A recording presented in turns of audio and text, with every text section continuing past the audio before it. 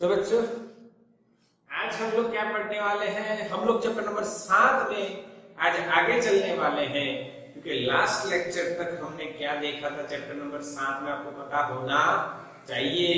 हमने देखा था कि भाई मोमेंट देखा, प्रिंसिपल ऑफ मोमेंटम हमने देखा था। पॉम गाड़ी चली, पॉम पॉम पॉम हमने देखा था पॉम। और उसमें मैंने आपको दिया था एक थ्योरी का लॉजिक, मोटू पतलू। क्या दिया था? मोटू पतलू। एक बार रिवाइज करते हैं फटाफट में। ये था F1 और यहाँ पे फोर्स लगा F2। ये रॉड मान लो, चाहे कुछ भी मान लो, सीसो मान लो। यहाँ पे रखा था बच्चों सपोर्ट और ये डिस्टेंस था D1, ये डिस्टेंस था D2। तो अगर ये इक्विलिब्रियम में है, तो बच्चों F1 D1 बराबर F2 D2 होता है। F1 को बोला गया लोड, इसको बोला गया लोड आर्म, इसको बोला गया क्या? एफर्ट, इसको बोला गया एफर्ट आर्म। सही है क्या हमारी बात? ओके। अच्छा, फिर हमने इसमें देखा था mechanical advantage, load upon effort is equals to effort arm upon load arm. क्या इसके सम्स देखे थे? यस। हमारा एग्जांपल 7.8 हमने देखा था, 7.9 हमने होमवर्क में दिया था। उसमें रिजल्टेंट की बात हुई होगी, आपको पता है। ऐसे दो फोर्स लगा के इसका रिजल्टेंट की बात करी होगी आपने। ठीक बच्चों, समझ में आ गया? यस। हम लोग उसके और एग्जांपल करेंगे जो नीट और जेईई का सेशन होने वाला है। इवनिंग सेशन की बात है। हम मंडे, ट्यूसडे एंड वेडनेसडे हम लोग इवनिंग सेशन में बच्चों बात करने वाले हैं। यस और नो? क्लियर कि नहीं? यस। सो डोंट वरी, अगर 7.9 किसी से नहीं हुआ है तो मैं आपको इवनिंग सेशन में अलग से करवा दूंगा। हालांकि मैंने वो होमवर्क दे दिया था। चलो आज बच्चों हम लोग बात करने वाले किसकी? तो आज हम बात करेंगे कि मोमेंट ऑफ इनर्शिया। क्या बच्चों इनर्शिया पढ़ चुके हम लोग? क्या बच्चों इनर्शिया हम लोग पढ़ चुके हैं कि नहीं? बताइए, मैसेज करिए। याद है सबको इनर्शिया? कहां पढ़े थे सर हम? सर इनर्शिया क्या होता है? इनर्शिया क्या होता है ऐसा तो कहां पढ़े थे हम? यस, हाँ इनर्शिया पढ़े थे हम लोग। हाँ सर पढ़े थे, कुछ मास करे थे हम लोग। Yes yes. चैप्टर नंबर कौन सा था याद करो? चैप्टर नंबर कुछ याद आ रहा है आपको? अरे याद करो जल्दी जल्दी। यस, चैप्टर नंबर 5 मेरे बच्चों, जिसमें हम पढ़े थे मोमेंट ऑफ इनर्शिया। नहीं, इनर्शिया पढ़े थे, मोमेंट ऑफ इनर्शिया तो आप पढ़ेंगे भाई चैप्टर नंबर 7 में। चलो तो क्या है देखेंगे पहले, इनर्शिया क्या है। तो आपको पता है अपोज द चेंज। आज आप देख रहे हो भाई, आज 27 नवंबर है भाई और ठंडी ठंडी हवा अचानक से आने लगी। बताओ इसका रीजन किसी को पता है? बहुत जोर से हवा चल रही है। रीजन बताइए भाई भाई। क्योंकि साउथ में कुछ आ रहा है, बवंडर वगैरह। Due to the storm. Yes yes yes. हाँ समझ में आ रहा है आपको? उसके कारण आज कितनी जबरदस्त हवा चल रही है। सुबह जब मैं आया था यहाँ पे तो हवा बिल्कुल कम थी। मैंने तो शर्ट पहना, मैंने तो कुछ कोट जैकेट वगैरह कुछ नहीं, ठंडी के लिए स्वेटर भी नहीं लिया। तो अभी जब आने के बाद एक लेक्चर फिनिश होते तुरंत इतनी जोरदार हवा चल रही है कि अब मैंने पूरा रूम पैक कर दिया है। ओके ठीक। तो इनर्शिया क्या होती है? अपोज द चेंज, आगे ना चेंज को अपोज करना यानी इनर्शिया। तो लीनियर मोशन हम पढ़े थे, ट्रांसलेशनल बोल सकते हो, और लीनियर की बात करते हैं सीधा समझ में। लीनियर मोशन में इनर्शिया जो थी वो क्या था भी, मास इन विच मोशन, लीनियर मोशन। इसके बारे में थोड़ी सी चर्चा कर लेते हैं जो आपको रिवीजन के तौर पे हो जाएगा। भाई एक मास ले लो, जैसे कि आलू ले लो, वैसे एक मास आप ले लो भाई। उस मास के ऊपर आपको उसको अगर उसकी पोजीशन को चेंज करना है तो you have to apply external force. अगर उसको v वेलोसिटी से मोशन में लाना है तो we have to apply force, ये पता है बच्चों। So that this is called inertia concept in linear motion where mass represents inertia, because if suppose यहाँ पे एक body है, there is a one body and mass of that body is 5 kg and the second body is with mass something 500 kg। तो बताओ 500 kg या 5 kg किसको आप move करवाओगे इजीली? तो आपको पता है 5 kg, बिकॉज उसके लिए उसकी पोजीशन में चेंज करने में आपको कम फोर्स लगाना पड़ेगा क्योंकि उसका मास कम है। जिसका मास ज्यादा होगा उसके पोजीशन में चेंज करवाने के लिए आपको ज्यादा फोर्स लगाना पड़ेगा। जिसका मास कम होगा उसके पोजीशन में आपको चेंज करवाने के लिए कम फोर्स लगाना पड़ेगा। यानी mass is the inertia in the which motion, linear motion, clear or not? Okay, तो बच्चों mass in linear motion, mass in linear motion is inertia, ये मैंने आपको बताया। ओके, अब बात करते हैं रोटेशनल मोशन की। तो रोटेशनल मोशन में मान लीजिए एक पुली है और ये यहाँ पे ऐसे, ठीक है, रोटेट हो सके इस तरह से रखा हुआ है, रखी हुई है। अब इसको हमें रोटेट करवाना है तो we have to apply force. हालांकि वो रोटेट होने के लिए responsible quantity is torque, for rotation responsible quantity is torque. But बच्चों यहाँ पे हमें पता है कि हमें इसको रोटेट करवाने के लिए कुछ ना कुछ फोर्स लगाना पड़ेगा, यानी कि यहाँ पे भी इनर्शिया आएगा।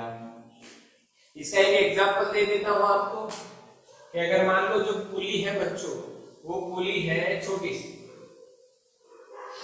हाँ उसका मास भी कम और दूसरी पुली बड़ी हो जिसका मास बहुत ज्यादा है, तो किसको रोटेट करवाने में आपको ज्यादा मेहनत लगने वाली है?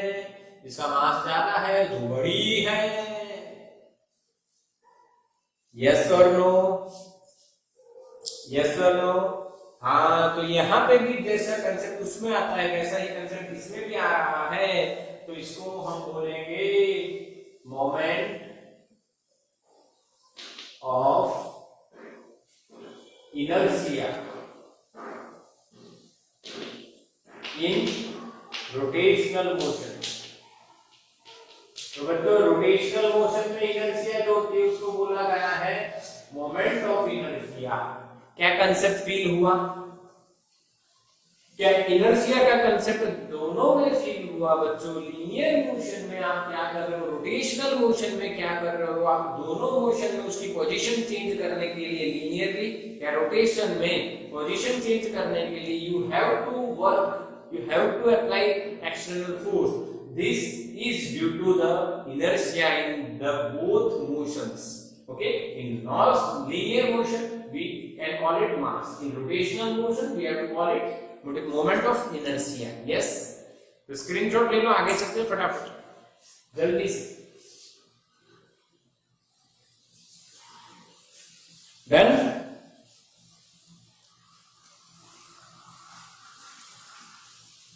Done or not? Done. Okay. Now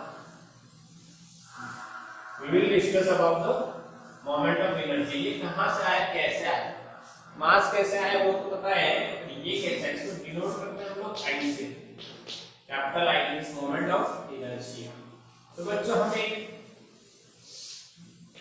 Cartesian coordinate system मान लेते हैं बच्चों। This is x, this is y and this one is Z. You all know about this. This is origin. अब हम क्या करते हैं कि एक बॉडी कंसीडर करते हैं. This is one rigid body. ऐसा हम पहले भी देख चुके हैं जब मैंने आपको रोटेशन मोशन की डेफिनेशन बताई थी. अच्छा बताई थी सर आपने? यस. चलो तो बच्चों यहाँ पे हम लोग इस बॉडी को n पार्टिकल्स की बनी हुई मान लेते हैं. कितने पार्टिकल्स की बनी हुई मान लेते हैं बच्चों? n particles. जिसमें ये फर्स्ट पार्टिकल है m1, जिसकी पोजीशन है r1. This is c1 centre. Okay यहाँ पे हम बच्चों दूसरा एक पार्टिकल मान लेते हैं m2, जिसकी position perpendicular distance from centre is r1. हम बच्चों तीसरा एक पार्टिकल मान लेते हैं जो मास m3 है, जो डिस्टेंस r3 पे है, ये c3 इसका सेंटर है. इसी तरह से पूरी बॉडी n पार्टिकल्स की बनी है. ये सेंटर cn है और ये डिस्टेंस r है. क्या बच्चों समझ में आई बात मेरी? जो कहानी मैं बता रहा हूं वो समझ में आ रही है? यस और नो? ये मैंने एक डायग्राम बता दिया जिसमें आप एक रिजिड बॉडी को या सॉलिड बॉडी को देख रहे हो जो n पार्टिकल्स की बनी हुई है. अच्छा बताओ, यहाँ पे total mass of system of n particles, or we can say body. क्या बच्चों? m is equals to m1 plus m2 plus up to mn लिखा जाएगा. यस और no? m1 plus m2 up to mn लिखा जाएगा. क्या मेरी बात से सहमत हो बच्चों आप लोग? यस और नो? हाँ. अगर मैं कह दूं m1 is equal to m2 is equal to up to mn, सभी के मास सेम और m है, तो क्या बच्चों n is equal to n into m लिख दो क्या? आगे m प्लस कितनी बार प्लस करोगे? जितनी बार पार्टिकल्स आएंगे, जितने पार्टिकल हैं सभी पार्टिकल्स का एडिशन अगर आप करोगे तो you will gate finally n into m. क्या बच्चों समझ में आ रही है बात? यस. अब क्या बात करते हैं हम लोग? अब बात करेंगे हम लोग kinetic energy. Kinetic energy of particles at any time. कोई एक टाइम की बात कर रहे हैं, कोई एक पर्टिकुलर टाइम की बात कर रहे हैं, तो भाई मैं पहले की लिखता हूं k1, उसका मास कितना है m1, तो मान लीजिए उसकी वेलोसिटी कितनी है v1. उस टाइम पे ओके. दूसरी बात करते हैं k2. क्या लिखा जाएगा? Half m2 v2 square. अब तो मैं सभी की लिखना चाहूँ तो इसी तरह से मुझे kn की क्या लिखनी पड़ेगी? Half mn vn square. Yes और नो? क्या मेरी बात समझ रहे हो बच्चों आप लोग कि नहीं? हालांकि ये ऐसे गोल गोल घूम रहे हैं सभी पार्ट. ये जब गोल गोल घूम रहे होंगे तो किसी टाइम पे उनकी जो स्पीड है वो v1 है, 1 वाले की, 2 वाले की v2 है up to vn, और उसका स्क्वायर करके हाफ m से मल्टीप्लाई करोगे तो you will get the kinetic energy of that particle. Kinetic energy आया कि नहीं? बताओ आया कि नहीं? यस और नो? टेल मी यस और नो. ओहो, यस और no? Yes yes yes yes. Now total kinetic energy of body is equals to सभी का एडिशन, क्योंकि बॉडी बनी है सभी पार्टिकल्स को मिला के, and finally you will get half m1 r1, sorry not r, m1 v1 square plus half m2 v2 square plus up to half mn vn square. तो ये काइनेटिक एनर्जी हो गई in terms of speed or velocity v. But you all know the relation between omega and v. मान लीजिए बच्चों ये घूम रही है तो इस तरह से घूम रही है इस डायरेक्शन में, जिसकी क्या रोटेशनल वेलोसिटी यानी एंगुलर वेलोसिटी कितनी है ओमेगा। तो आपको पता है if body is rotating with the angular velocity omega, then v1 is equals to r1 omega,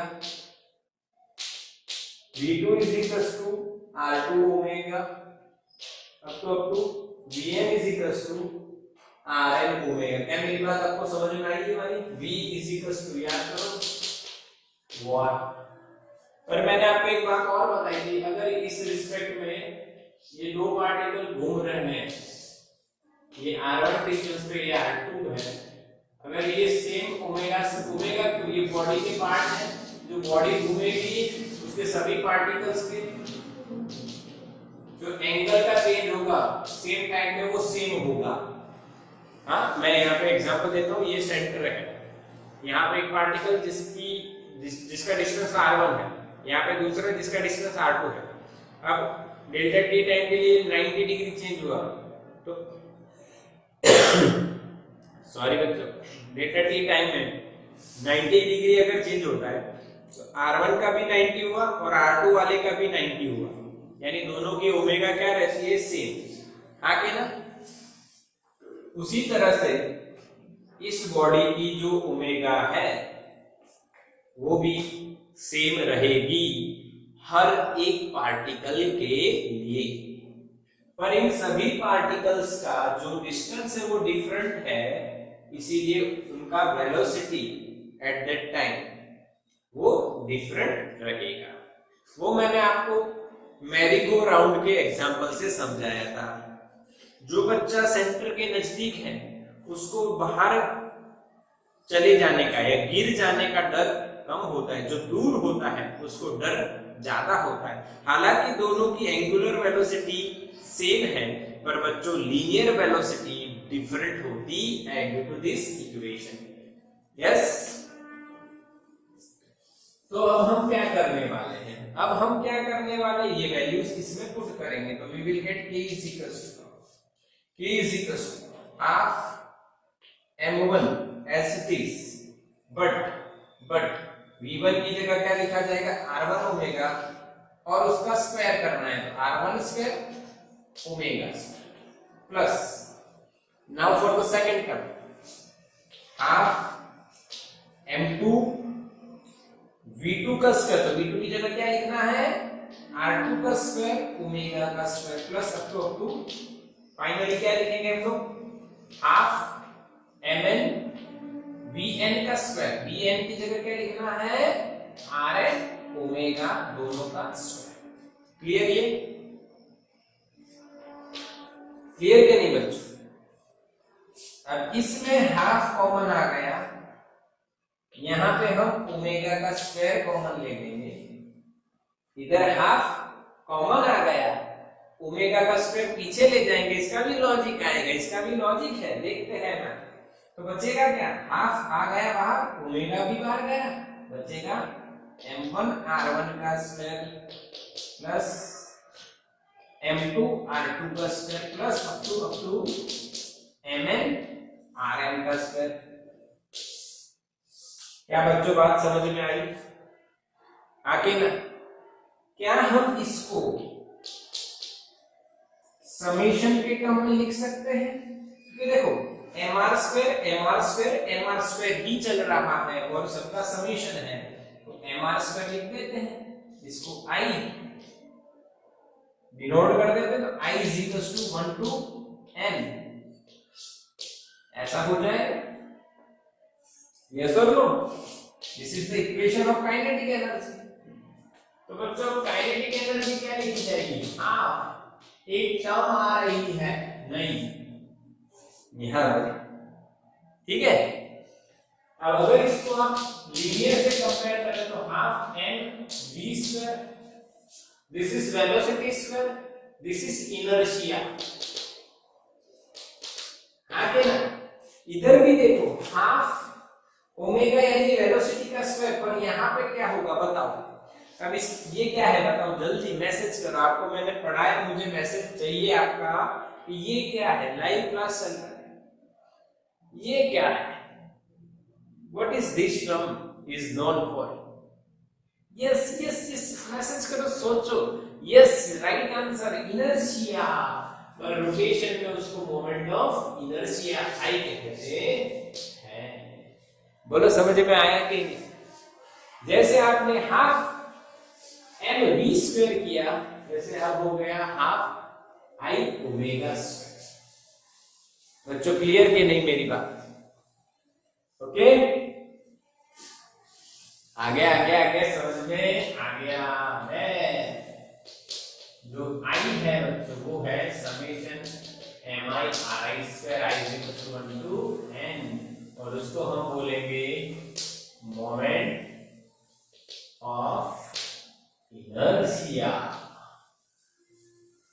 moment of inertia. अच्छा, पता चला कहानी कहां से स्टार्ट हो रही, कहां आ गई। और अब आपको एक नई क्वांटिटी पता है बच्चों, जिसका नाम क्या है, moment of inertia. Rotational motion में कौन अपोज द चेंज करता है, आई।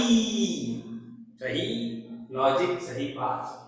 तो इसका यूनिट क्या होगा वो बता दीजिए, डायमेंशनल फॉर्मूला क्या होगा वो बता दीजिए, स्केलर है या वेक्टर वो बता दीजिए, डिपेंड किस पे करेगी वो बता दीजिए।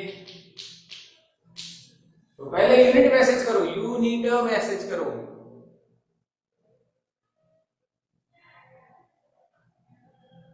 आई का unit,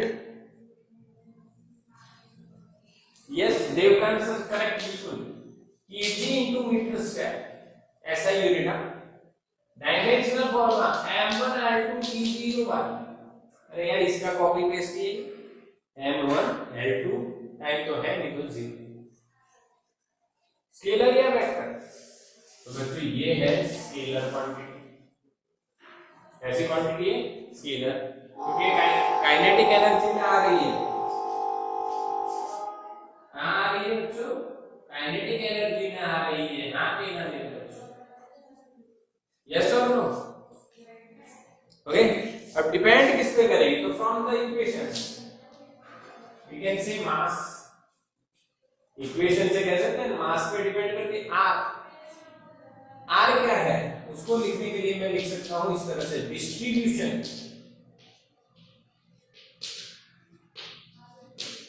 of mass with respect to the axis of rotation, mass कैसे डिस्ट्रीब्यूट हुआ है उस पर डिपेंड करेगी, यानी आर पे डिपेंड करेगी। तीसरी बात है बच्चों ध्यान से, ओरिएंटेशन,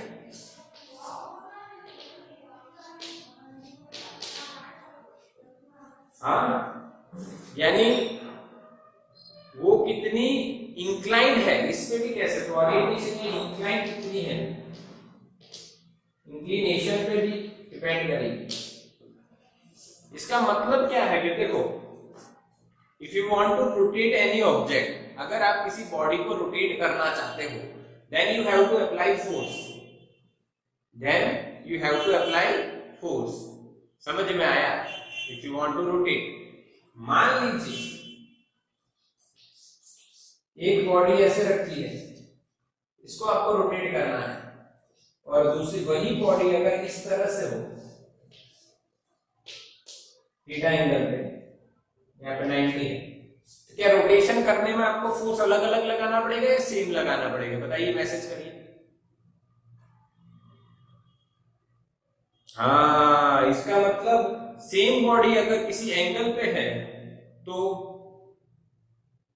फोर्स अलग लगाना पड़ता है। यस और no? If you want to rotate this, अलग अलग फोर्स लगाना पड़ जाएगा। इसका मतलब है भाई यहाँ पे इनर्शिया अलग और यहाँ पे इनर्शिया अलग है, यानी inertia depends on the inclination also. आगे ना वो डिटेल में मैंने आपको बताना है, पर अभी इतना ही रखते हैं। समझ में आया इनर्शिया? पूरा कंसेप्ट देखो कहाँ काइनेटिक एनर्जी से चले, kinetic energy of all the particles का एडिशन किया तो टोटल बॉडी की मिल गई। फिर उसमें हमने v equal to r omega लगा के एक नई क्वांटिटी देखी, उसको हमने मोमेंट ऑफ इनर्शिया बोला। यूनिट वगैरह पूरा डिपेंडेंसी सब कुछ देख लिया। क्लियर बच्चों? आपको तो याद क्या रखना है, I is equals to summation mi ri square moment of inertia. क्या है बच्चों? Moment of inertia. बिल्कुल पक्का कि नहीं? यस। तो स्क्रीनशॉट ले लो। इसके साथ रिलेटेड एक और क्वांटिटी आज देख लेते हैं, फिर इसके सम्स की बात करेंगे।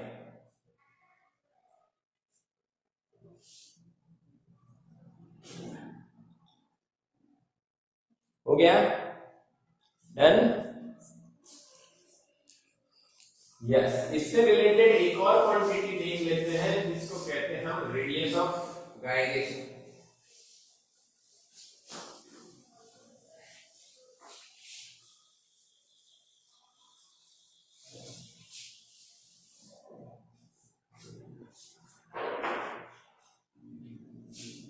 कौन सी क्वांटिटी की बात कर रहा हूं मैं? रेडियस ऑफ गाइरेशन, जिसको हम डिनोट करते हैं स्मॉल के। इससे स्मॉल के से। अब ये रेडियस ऑफ गाइरेशन नई बात क्या आ गई? ये एक नई बात नहीं है, ये कुछ लॉजिकल बात है। आए समझेंगे तो पता चलेगा अभी क्या है। ठीक समझना है आपको? यानी अब आपको याद तो रखना ज्यादा नहीं है। देखो kinetic energy, linear motion, rotational motion, half I omega square. यानी आप कह सकते हो जैसे v की जगह ओमेगा था, याद करो x की जगह मैंने थीटा लिखा था, ये लीनियर और ये रोटेशन। यहाँ पे v होता है, यहाँ पे ओमेगा हुआ, यहाँ पे एक्सेलरेशन, यहाँ पे अल्फा हुआ, यहाँ पे फोर्स, यहाँ पे टॉर्क हुआ, यहाँ पे लीनियर मोमेंटम, यहाँ पे एंगुलर मोमेंटम। और जो अब एक और बात बाकी थी, यहाँ पे मास, तो यहाँ पे क्या हो गया बच्चों? Moment of inertia. Moment of inertia. बोलो समझ में आया क्या कंसेप्ट? यस और नो? यस और नो? यस। यानी आप सर ये चलाने से पहले ये सब बता रहे हो, इसका मतलब कुछ और भी आप बताने वाले हो। यस। क्या बच्चों आपने ऐसा पढ़ा है? पी का इक्वेशन क्या पढ़ा था? mv। पी का इक्वेशन क्या पढ़ा था? mv। तो एल का इक्वेशन क्या होगा? कैपिटल लिखता हूं सर। एल का इक्वेशन क्या होगा? आई ओमेगा। m की जगह i, v की जगह ओमेगा। यस बच्चों। f इज इक्वल टू आपने क्या पढ़ा था? ma। अब यहाँ पे tau इज इक्वल टू क्या लिखोगे? e की जगह अल्फा, m की जगह क्या लिखोगे? i। याद करो मेरे भाई, मैंने आपको बताया था कि ये इक्वेशन यहाँ पे क्या होगा, ये इक्वेशन यहाँ पे क्या होगा। मैं आपको थोड़ी देर यानी कुछ थियरीज के बाद बताऊंगा, क्योंकि जब उसके हमने आई पढ़ा ही नहीं था तो कैसे बताएंगे। आज आई पढ़ गया तो ये इक्वेशन भी आपको आ गई। बोलो हाँ कि ना? काइनेटिक एनर्जी क्या होगी मेरे बच्चों? Half mv square. तो यहाँ पे क्या हो गया? Half I omega square. Yes और नो? आई ओमेगा स्क्वायर। समझ में आ रही है मेरी बात? यस और नो? थोड़ा सा एंगल चेंज करना पड़ेगा। हाँ अब दिख रहे हैं क्लियर। यस। रिकॉर्डिंग में थोड़ा सा दिक्कत आ रहा था, अभी समझ में आ गया। इसका स्क्रीनशॉट करके इसको स्टोर कर लेना। स्क्रीनशॉट ले लो, फिर इसको स्टोर कर लो और हम फिर रेडिएशन गायरेशन की ओर मूव कर देते हैं।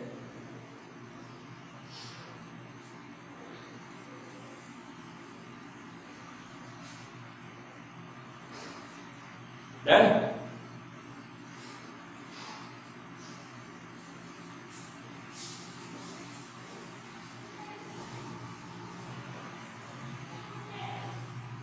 चलो ठीक।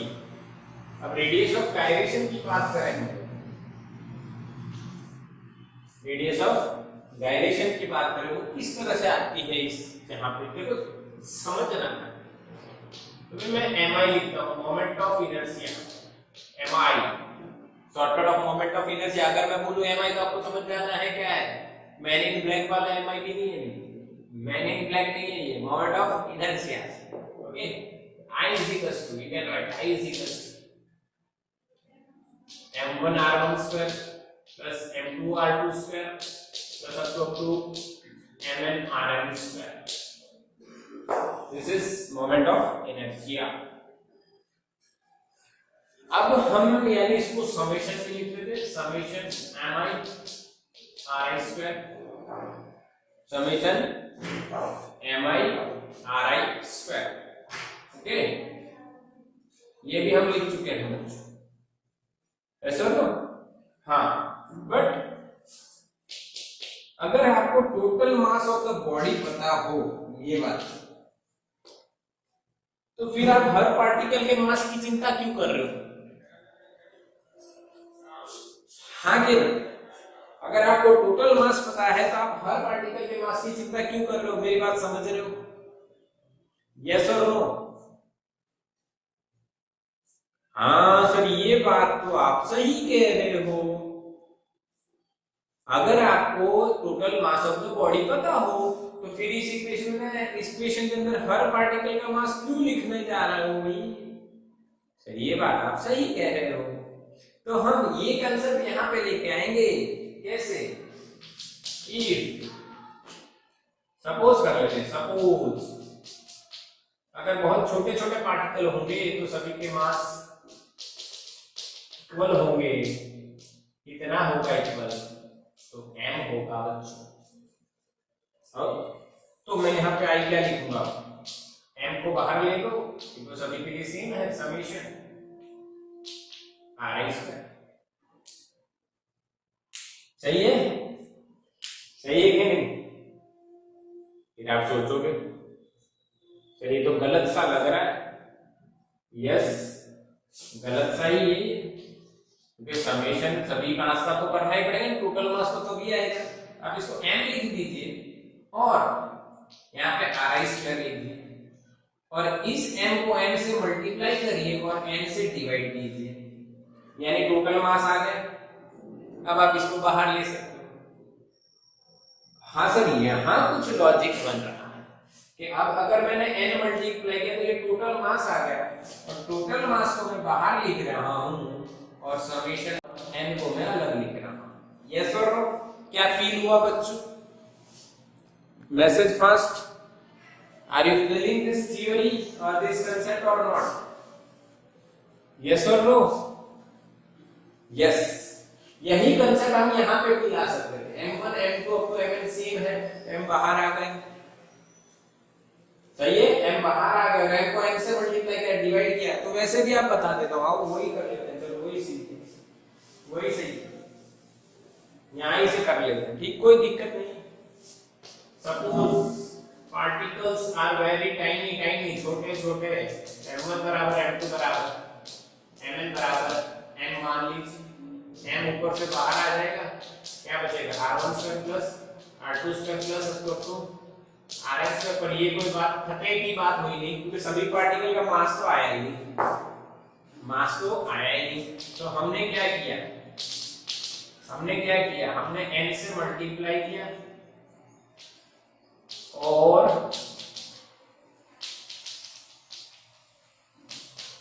n से ही डिवाइड किया, n से मल्टीप्लाई किया, n से डिवाइड किया, multiply and divide, multiply divide, यहाँ पे आ जाएगा टोटल मास।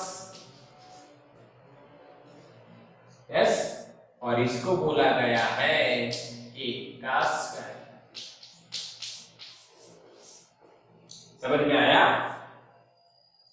ये जो क्वांटिटी है इसको क्या बोला गया? वेर, यहाँ पे आपने लिख देना है where n into n is equal to m total mass of body, body का टोटल मास है m, और के जो है वो है under root of r1 square plus r2 square plus up to rn square का डिवाइड बाय n रूट, और इसको हम बोलेंगे क्या,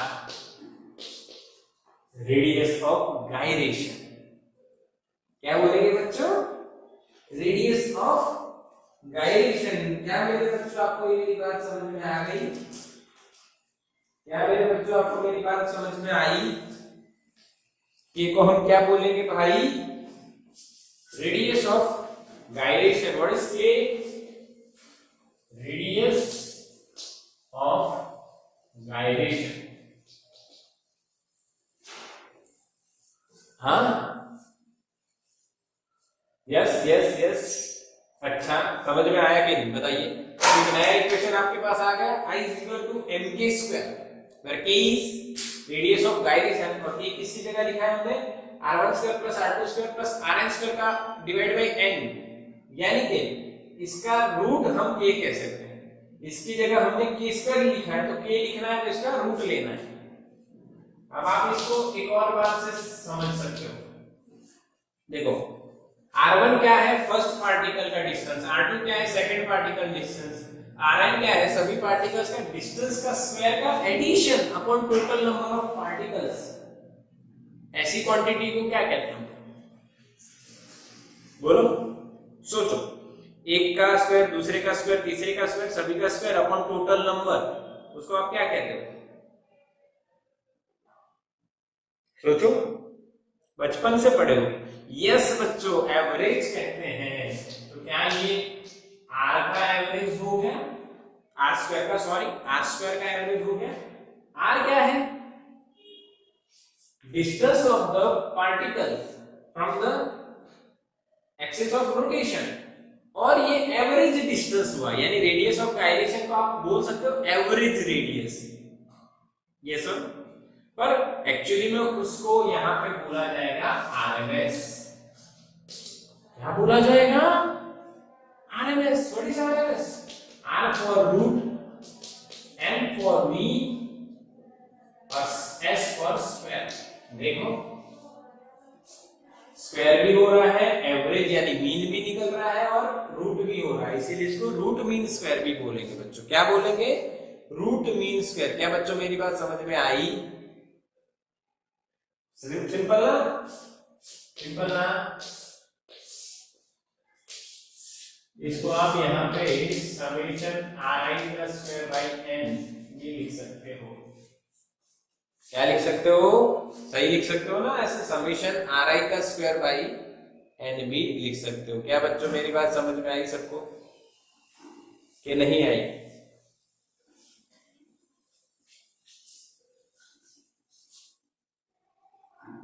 यस, बिल्कुल समझ में आ रही है। एंड के स्क्वायर, के की बारे में ज्यादा इंफॉर्मेशन मैंने आपको बिल्कुल सटीक दे दी है। हाँ, के अलग अलग हो सकता है, अगर मास सेम है तो के डिफरेंट हो सकता है, वो शेप पे डिपेंड करता है, यानी आई भी शेप पे डिपेंड करता है, ऐसा कह सकते हो, शेप पे भी। हाँ, ये उसमें नोट करना हमारा रह गया, 3 पॉइंट हमने लिखा है, I depends on shape also, shape and size भी कह सकते हो, शेप एंड साइज भी कह सकते हो, वो अभी हम देखेंगे, समझ जाएंगे, आगे आगे चलते जाएंगे। रेडियस ऑफ गायरेशन क्या क्लियर हुआ बच्चों? हाँ, यस यस। हाँ, के का यूनिट बताओ, unit of radius of gyration, unit of radius of gyration, ROG. चलो जल्दी मैसेज करो, what is the unit of radius of gyration? Metre square, metre square is the message. Yes, Amatullah is correct. सभी बच्चे metre square कह रहे थे, अमतुल्लाह ने metre कहा। कैसे? अरे आर क्या है, डिस्टेंस, डिस्टेंस का स्क्वायर, मीटर्स का स्क्वायर, उसका रूट यानी मीटर। ये आरएमएस समझ में आया ना, रूट मीन और स्क्वायर, उसको आरएमएस वैल्यू, जो 11th में, नेक्स्ट सेम में आपके आने वाले, और 12th में तो बहुत ज्यादा आने वाली है आरएमएस वैल्यू, पर अभी आपको इतना सिर्फ इंफॉर्मेशन बहुत सफिशिएंट है। स्क्रीनशॉट ले लो बच्चों इसको, take the screenshot, take the screenshot. बढ़िया वाला डन। हाँ तो यहाँ पे बच्चों स्क्रीनशॉट हो गया क्या नहीं? मैंने टाइप किया, अच्छा डन हो गई। यस, आपका बिल्कुल clear concept, moment of inertia और रेडियस ऑफ गायरेशन दोनों बिल्कुल पक्का। हाँ, हालांकि हमें जेई नीट के लिए how to calculate radius of gyration and moment of inertia for the different size shape and objects, जैसे रिंग के लिए क्या है, रॉड के लिए क्या है, स्फीयर के लिए क्या है, ये सारे कैलकुलेशन हमें करने रहेंगे। और वही ज्यादातर ध्यान से सुन लेना, जो मैं चलाऊंगा वो एमआई जो होगा उसके सम्स होंगे अलग अलग टाइप के। They are the basic fundamental questions for JEE NEET, और बहुत पूछे जाते हैं बच्चों। आप देखोगे, आप कहीं जी नीट का क्वेश्चन है, आपके 32 इयर्स है या 18 इयर्स जेईई मेंस है, आप कुछ क्वेश्चन सर्च करो, वो आपको यही दिखेंगे कि find MI about this, MI about this, MI about this, MI of this, ऐसे ज्यादातर एमआई का यूज करते दिखेंगे। तो इसका स्क्रीनशॉट ले लो बच्चों।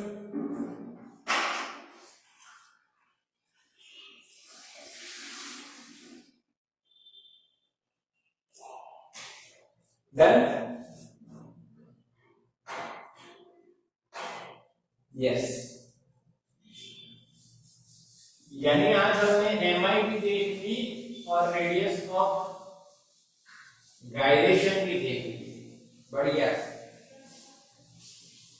यानी अब आपको ये बात याद रखनी है बच्चों, कुछ कुछ बातें जो फिर से एक बार रिवाइज करा रहा हूं, आपको ये बातें खास याद रखनी है। M I F is equals to M A, यहाँ पे tau is equals to I alpha, P is equals to N V, यहाँ पे L is equals to I omega. ये बातें बहुत ज्यादा आपको ध्यान रखनी है, ये बातों का बहुत महत्व है बच्चों, सम्स में यूज होने वाली बातें हैं ये, ठीक है?